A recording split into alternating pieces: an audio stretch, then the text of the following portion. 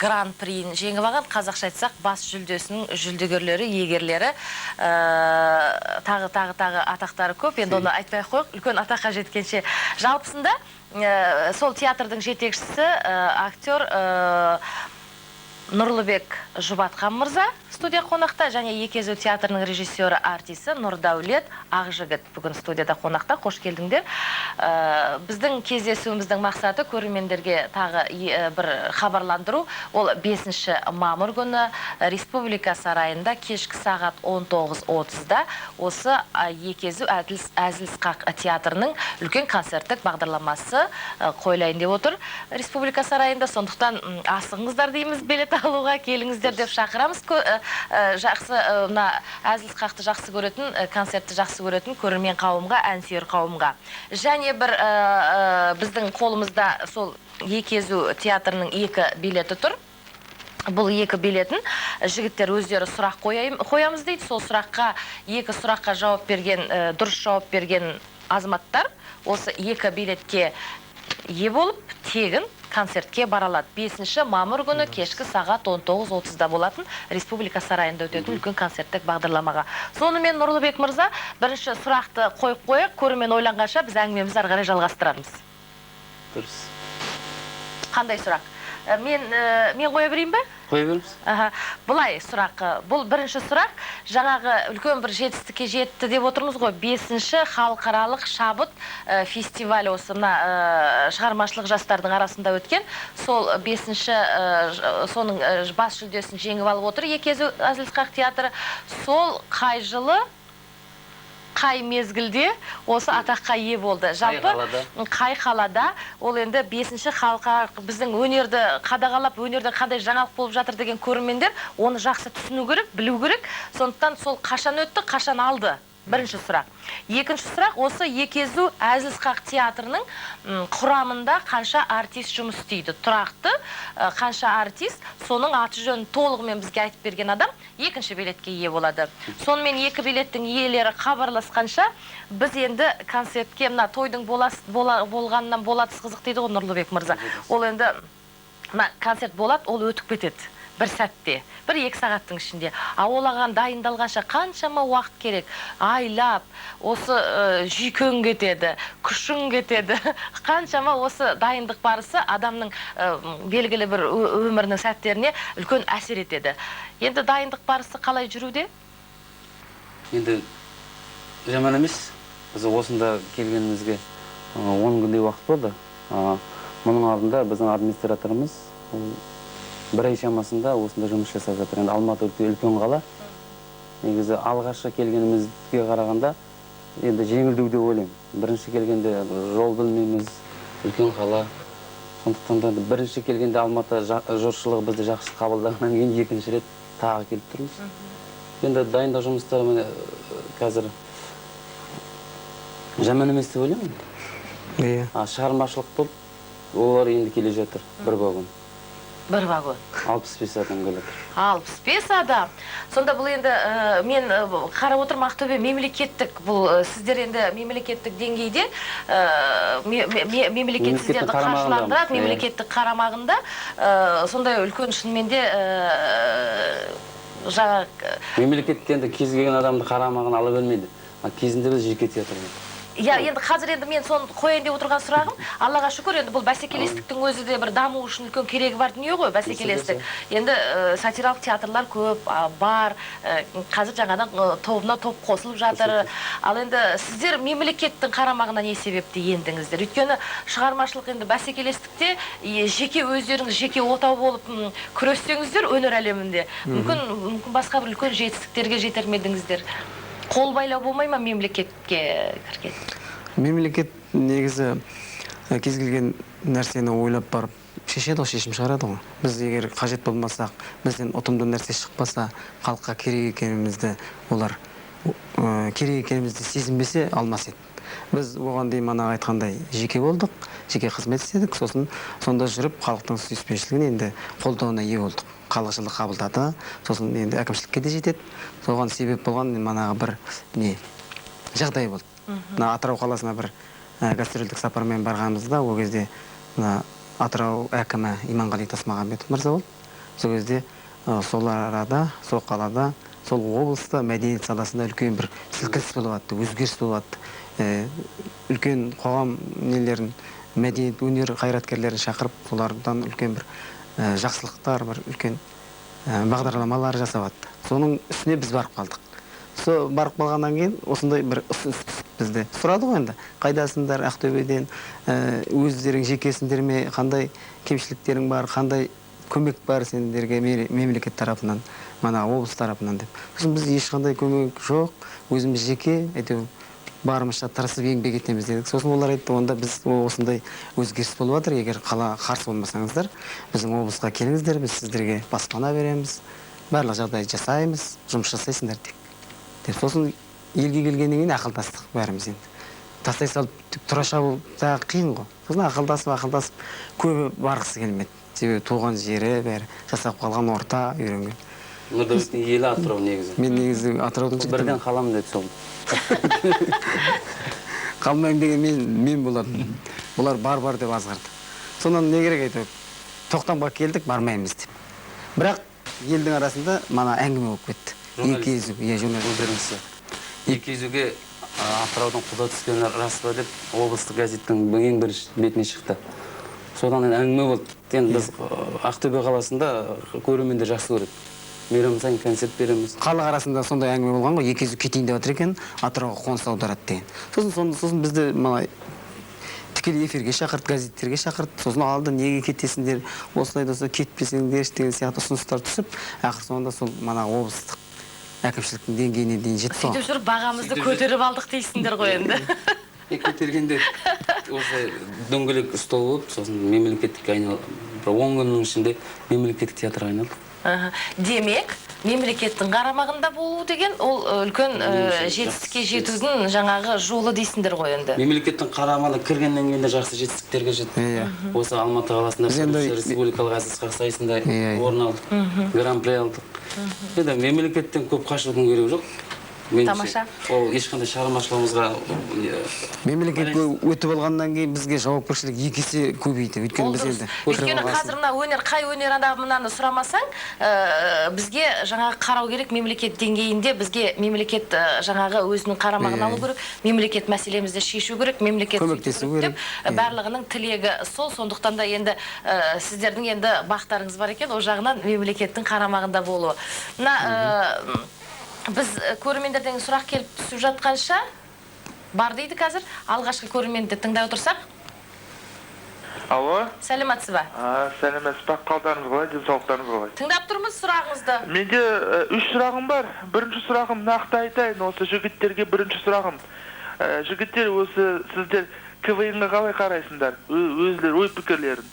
Екінші сұрағым, кішкене қай жылғысыңдар? Және үшінші сұрағым, осы мен юмор саласындағы жұлдыз болғым келеді, соған қандай маған ақыл бересіңдер? Рахмет, сау болыңыз. Біз көрермендердің сұрағына қазір біз осы екі езу театрының біздің қордағы бар дүниені ұсынсақ, дайын жаңағы қойылымнан, содан кейін барып сұраққа жауап берерміз. Жақсы. Сонымен сайысымызды бастаймыз. Бірінші кезекте Ресейден келген Мария Жейду, қол жапалақтау.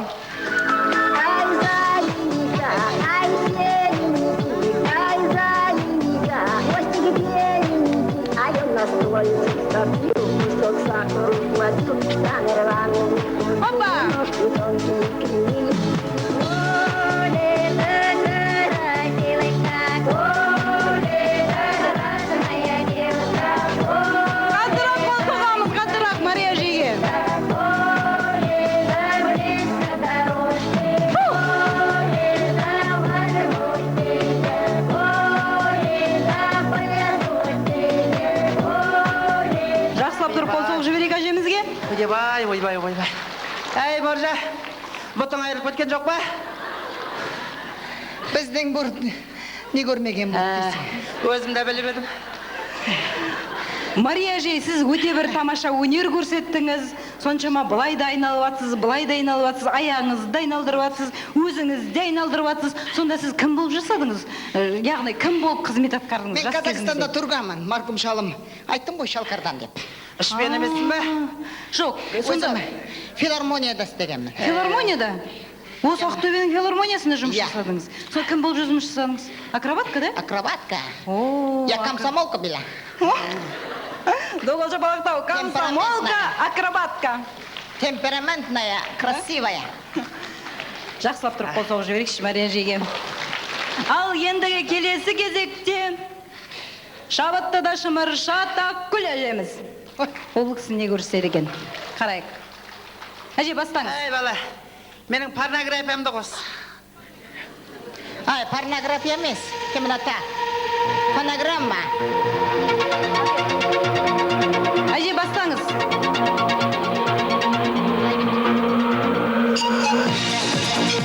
Хопа. Доғал Жапалақтау, көтерейік әжеміз.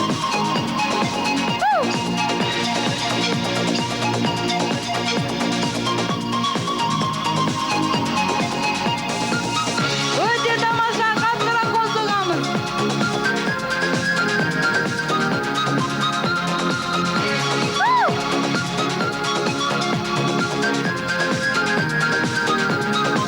Байқаңыз, Мария жей, байқаңыз.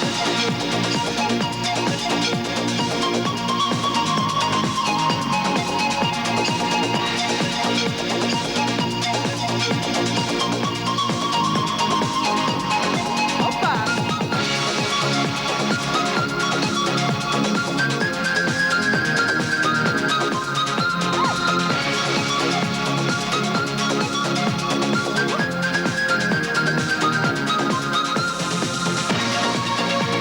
О!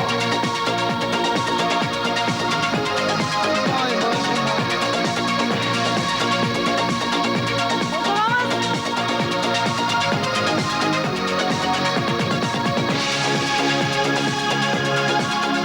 Өте тамаша, қаттырақ қол соғайық.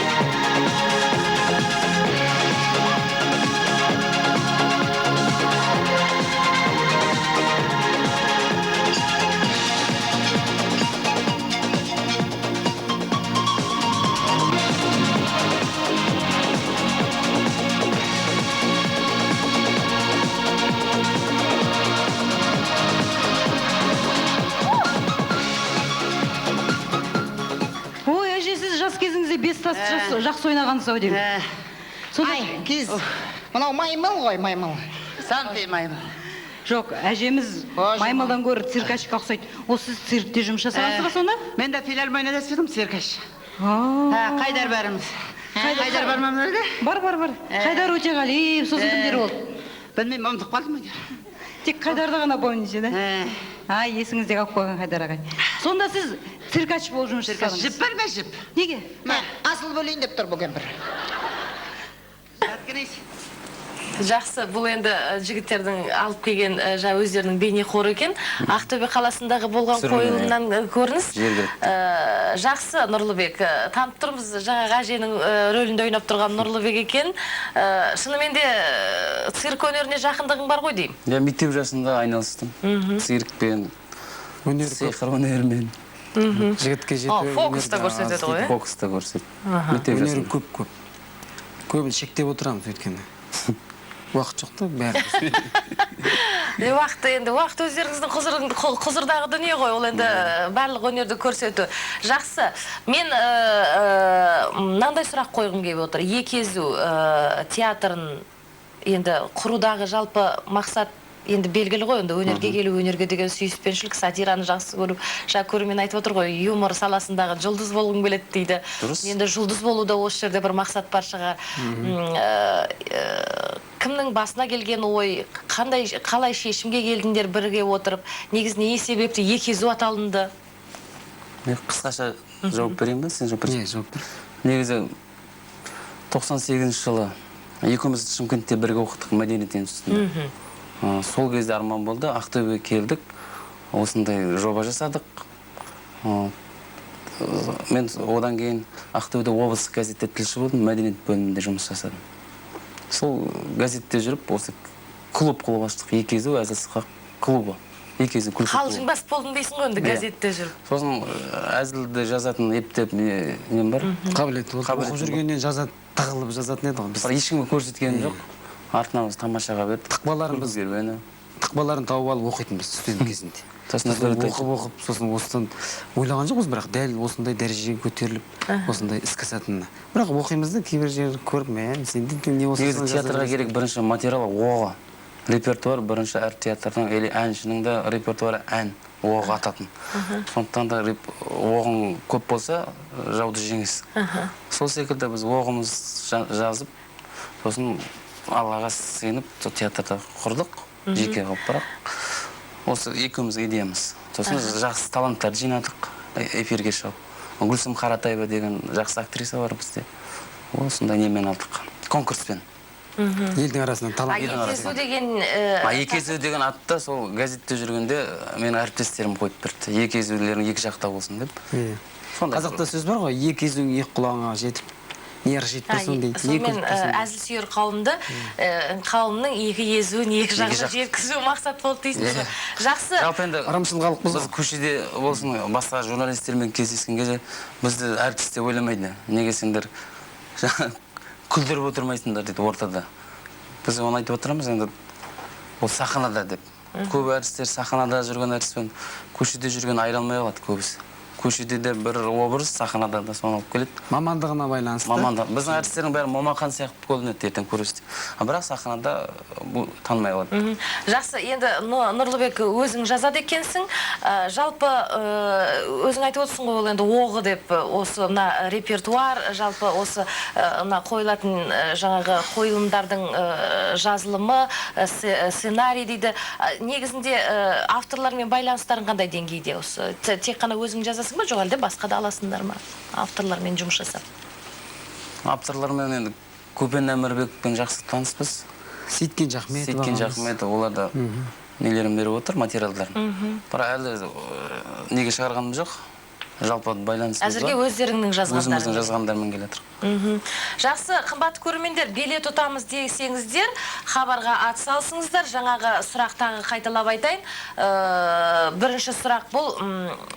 Енді 5-ші халықаралық шабыт шығармашылық жастар арасындағы фестивальдің гран-приін жеңіп алған жігіттер қай жылы алдық дейді. Соған жауап берген адам осы билетті ұтып алады біреусін. Екіншісі осы Екезу Әзілсқақ театрының құрамы қанша артист жұмыс істейді, аты жөндерін толығымен айтып беретін адамдар. Атсалсыңыздар, хабарласыңыздар, билет аласыздар. 5 мамыр күні Республика сарайында кешкі сағат 19:30-да үлкен осы Екезу Әзілсқақ театрының үлкен концерттік бағдарламасы болады. Сұрақ келіп түскен сияқты, алғашқы тыңдап тұрмыз. Алло. Ассалаумағалейкум. Қалдарыңыз денсаулық. Мен осы бірінші болып звондадым. Менің атым Санжар, мен Алматы қаласынан звондап отырмын. Бірінші сұрағым осындай, жігіттер, сіздер өзілерін КВН-ға және Қызық радиосы деген бағдарламасына қалай қарайсыңдар? Рахмет. Жақсы, көзқарасымыз жақсы. КВН-ға да, Қызық радиосына да. Жалпы кез келген осындай бағдарламалардың бәрін жақсы көреміз. Үйренетініміз бар. Салыстырасың өзіңді. Жақсы, кешіріңіздер. Билет ұтамын дейтін көрермендерге тағы да шақырамыз. Қатысыңыздар, хабарға хабарласыңыздар. Шабыт, 5-ші халықаралық шабыт жастар шығармашылығының фестивалінің гран-приін қашан Екезу Әзілсқақ театры жеңіп алды, және құрамында қанша артист жұмыс істейді, аты жөндерін айтып берсеңіздер, атсалсыңыздар. Жігіттер, енді мына театр енді бір тоға өзінің жұмысын істеп жатыр. Өздерің жазасыңдар, қоғамда болып жатқан құбылыстардың барлығы әсер етеді. Анаған езу тартып қарайсыңдар, біреусіне шексілелерін қатып қарайсыңдар, соны қағаз бетіне түсіріп, сахналап қойып жүр екенсіңдер, үлкен жетістіктерге де жетіп жатыр екенсіңдер. Негізінде театр, сатира, осындай Әзілсқақ сатира театрлары бір-бірінен несімен ерекшелену керек енді. Қазір көбейіп жатыр. Ұқсамау керек қой енді, ең басты. Бір-бірін қайталамау керек, қозғаған тақырыбы. Қайталау деген не? Нұрдәулет, ұқсамау деген не? Ойнау мәнері, шеберлігі, мысалы бір нәрсені сомдат, мысалы кемпірдің кейіпкерді сомдат дейік, сол кейіпкерді мысалы біз бала күнімізде Құдайберген ағамызды көріп өстік. Сол Құдайберген ағамыздың ойнаған өзімізше соны ауылдыртпай, басқа қырынан ерекшелеп, әртүрлі дамытпаймыз, басқа вариантын қарамаймыз. Сол кемпірді, сол күйінде. Сол кемпір не істеп ұршығы жүрді ме, біз де ұршығы жүреміз. Сол ауыз басы былай нетті ме, мимика жасады ма, соны қайталаймыз. Басқа бізде болған жоқ, өйткені кішкене сауатсыз да болдық, білім жағынан. Енді ауылда жас боламыз ғой. Иә. Бірақ еліктеу бар, өнерге қызығушылық бар. Солай ойнасақ деген. Сол айтқанда енді бір кемпірді мысалы екеуміз екі түрде бейнелеуіміз мүмкін да. Бұл өзінше сомдайды, мен өзімше сомдайды. Міне ұқсамау деген сол. Бір-біріне ұқсамайды, мүлде бөлек кемпір. Енді ол кемпір әжелеріміздің өзінің болмысын, әжелеріміздің өзінің жаңағы ұстауын, әжелеріміз қалай сөз сөйлеу мәнері, жүріс тұрысы, соның бәрін енді біреуден көресіңдер ғой. Іс-әрекеті, иә, көреміз әрине. Сосын былай ғой, мысалы бір материалды екеуіміз біз өзіміз дайындасақ, дәл сол материалды біз енді тамашамен шығармашылық байланыстамыз. Тамаша шығарғанда екі бөлек. Тамашаның әртістері бөлек басқаша, біздің жігіттердің ойнағаны шығару басқаша. Ерекшеленіп тұрады. Бірақ бір материал. Соған қарағанда әрбір театрдың өзінің несі бар. Ойнау мәнері бөлек. Ойнау мәнері өзінің мектебі бар. Жолы бар. Идеясы бар, интермедияның идеясы бар. Сол идеяға жету жолында іс-әрекеті екі түрлі жол. Екі түрлі жолмен жету. Жолы екі бөлек. Біреу басқа бағытта жұмыс істейді, біреу тағы басқа. Жалпы Екезу театрының идеясы. Қалай идеясы? Театрдың идеясы ма? Иә, театрдың. Енді осы сатира жанры деген кенже дамып кеткен сатира деп айтып жатыр көп. Соны дамыту, бізде өзімізше үлес қосу, соны ары қарай насихаттау, халық арасында жүрген жастарды соны шығарып отырсамыз, көбіне жастарды тартамыз арамызға. Көріне алмай жүрген жастарды әсіресе. Біз енді. Сол мақсат. Өзгермейтін ұстанымдарың бар ма театрда? Өзгермейтін ұстанымымыз бар. Адал қызмет ету. Адалдық өнердегі. Көрерменге адал қызмет ету. Қалай болса солай тек ат үсті қарамау. Соны біз негізі өзімізге солай ұстаным ұстаймыз. Демек оқу, іздену. Сосын шала нәрсені сахнаға келмеу.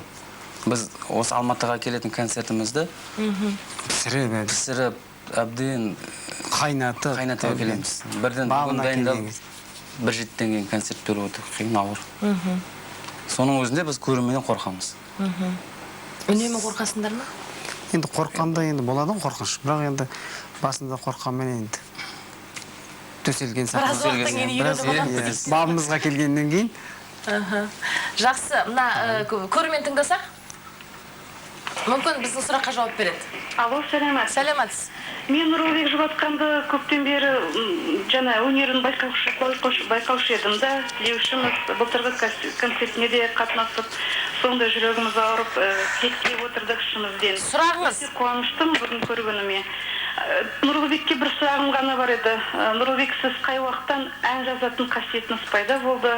Қандай әндеріңізді осы рет біз тыңдаймыз? Рахмет. Рахмет сізге. Енді жігітке жеті өнерді аздайды ғой. Әзіл жазып жүрген, негізі әнді әзілден бұрын жаздым. 90-шы жылдары. Бірақ өзім мінезім ең біріншіде тұйықтау болды.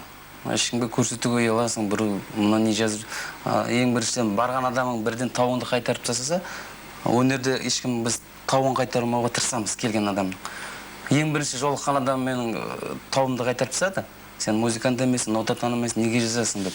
Содан кейін ол әнді қойғам. Артынан осы... Ол жылап, мен жұбатып айтып. 10 жылдан кейін жазған, қазір 100-ге жуық ән жаз, мақтанғаным емес, сөзін ақындарға жаздырам, өзім жазам. Бірақ сол тұңғыш рет концертіме, өзімнің концертімде өзім орындадым. Біздің әртістерде менің жазған ән. Осы жолы орындала ма? 5 мамыр күні болатын концерт. Біздің театрымызда Азамат Бекбергенов деген жас әнші бар. 6-шы класстан бері. Сол менің әндерімді айтады. Бұл жолда жаңа әндерім орындалады. Енді адам өзімнің сахна болғаннан кейін. Демек, көрерменге айтарымыз, біздің айтарымыз енді Нұрлыбектің әнін тыңдағысы келсе, 5 мамыр күні 19:30-да, кешкі сағат 19:30-да Республика сарайында өтетін концертке келсе, Нұрлыбектің әже болып ойнағанында, лирикалық тақырыпқа жазған әндерінде тыңдауға болады. Солай ма? Солай. Жақсы, біз тағы да бір көрермен тыңдасақ, өткен хабар аяқталып келе жатыр. Сәлематсыз ба? Алло? Біздің сұраққа жауап бересіз ба? Сұрақ қояйын деп едім. Екезу театрына творчестволық табыс тілейміз, концерттері жақсы өтсін демекпін. Құрамында тағы бір жігіт бар еді деген бір сұрақ бар еді менде. Сол жігіт қайда екен, солдаттың рөлін ойнағаншы. Сол сценка бізге қатты ұнайтын еді. Бірақ та аты жөндерін білмеймін, тек қана жұбатқанды біледі екем. Жақсы. Сол жігіт қайда екен деген сұрақ Қайда ол менде, сосын Ол жігіт қайда? 2003 жылы оттау деген бір 2003? ұсыныс бар. Қап қателесіп қалды ғой. Біздің театрымыз енді өнер болғасын қозғалып тұрады да, қозғалыста. Енді тіршіліктің бәрі қозғалыста ғой. Сол айтқандай, біздің театрымызда да қозғалыста, өсіп өнуде, алғашқы құрылған составтың бәрі өзгерді. Орнына басқа жастар келуде, үлкендердің орнына.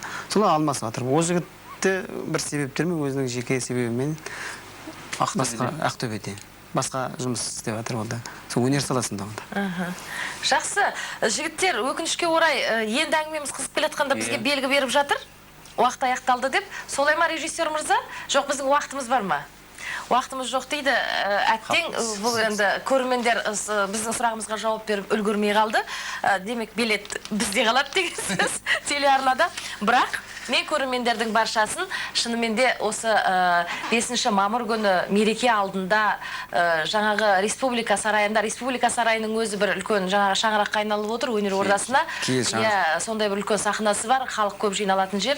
Сол Республика сарайында кешкі сағат 19:30-да 5 мамыр күні Екезу Әзіл-Сықақ театрының үлкен концерттік бағдарламасына шақырамыз. Осы жерде отырған жігіттердің өнерін тамашалайсыздар. Сіздерге көп рахмет. Хабарландыру бергеніңізге. Жалпы өнердегі жол өзі жүгі ауыр жол ғой енді. Оны көтеріп жүретінге осындай үлкен жауапкершілікпен қарап отырғандарыңа ізденіс керек, оқу керек, білім керек деп отырғанның өзі. Мысалы, ол өсіп келе жатқан жаңағы юмор саласында жұлдыз болам деген жастарға айтылатын бір жаңағы тілек деп айтуға болады. Сондықтан көп рахмет. Еңбектерің жемісін көре беріңдер. Жалпы биіктей беріңдер. Шығармашылық жолында жүргеннен кейін шығармашылық табыс тілей отырып, биіктен көріне беріңдер деген тілек айтқым келеді. Көп рахмет. Отбасыларыңызға ырыс-құт береке тілеп, сіздермен қоштасамын. Ал көрермендермен мен де қоштасуыма тура келіп тұр. Бірақ жұмадағы кездесу әрі қарай жалғасады. Жалғасын әріптесім Жұлдыз Байнола жалғастырады.